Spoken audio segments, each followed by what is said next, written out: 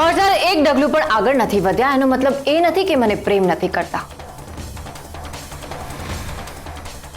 પણ એમને મારા ઉપર પૂરેપૂરો વિશ્વાસ છે કે જો કોઈ મારા ઉપર હાથ ઉપાડશે તો હું પૂરેપૂરી રીતે એનો પ્રતિકાર કરવા માટે સક્ષમ છું.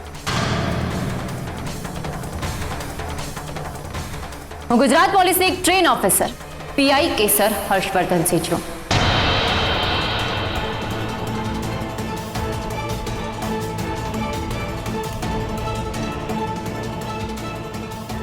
પોતાની પાસે કોઈ જવાબ ના હોય એટલે સ્ત્રી ઉપર હાથ ઉપાડવાનો, અને તમે મર્દાનગી કહો છો. અને પછી એ જ સ્ત્રી જ્યારે તમારા ઉપર હાથ ઉપાડશે ત્યારે તમારી શું ઇજ્જત રહી જશે?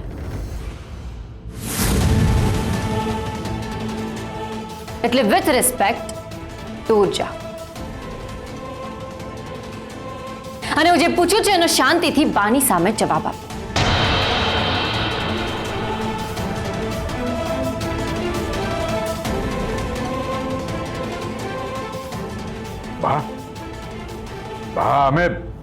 અમે એ માણસને નથી ઓળખતા.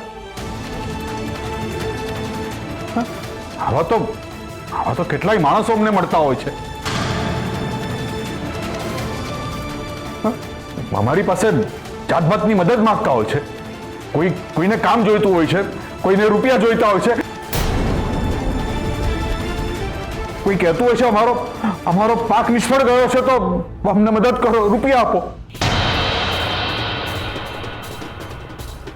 આ બધામાં ગુંડો આવીને અમને મળી જાય તો અમને કેવી રીતે ખબર પડે? હા બા,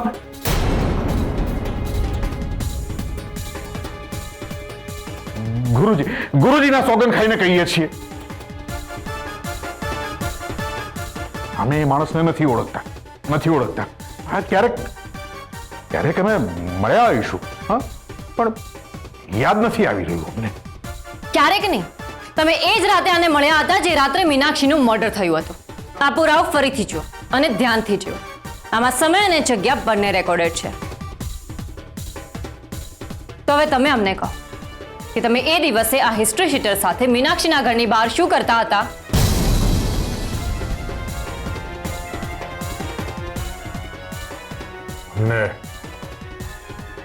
મને ખબર નથી કે આ મીનાક્ષીનું ઘર છે.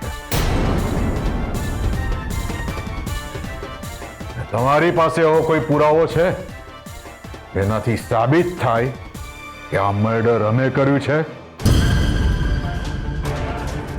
આ સેમ પ્રશ્ન હું તમને પણ તો પૂછી શકું છું ને, કે તમારી પાસે એવો શું પુરાવો છે જેનાથી તમે સાબિત કરી શકો કે આ મર્ડર અર્જુનભાઈએ કર્યું છે?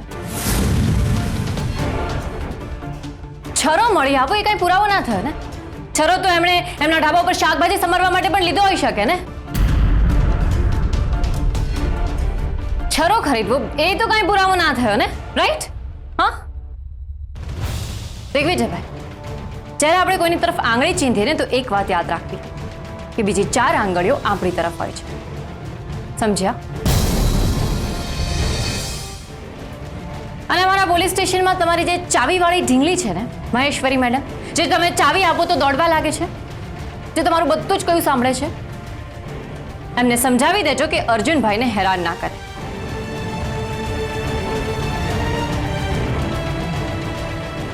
આમ ગુસ્સામાં મારી સામે ના જોશો. એ તમારી બધી વાત સાંભળે છે એટલા માટે તમને કહી રહી છું. તો તમે એમને વ્યવસ્થિત રીતે તમારી ભાષામાં સમજાવી દેજો કે જો અર્જુનભાઈને કંઈ પણ થયું છે ને તો આ ફોટાનો ઉપયોગ હું એવી રીતે કરીશ કે તમારા પગ નીચેથી જમીન સરકી જશે. સમજ્યા?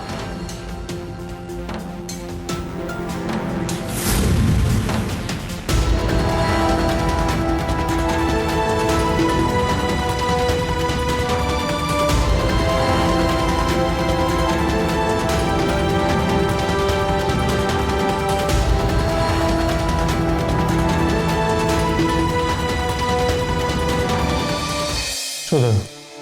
શું વિચારી રહી છે?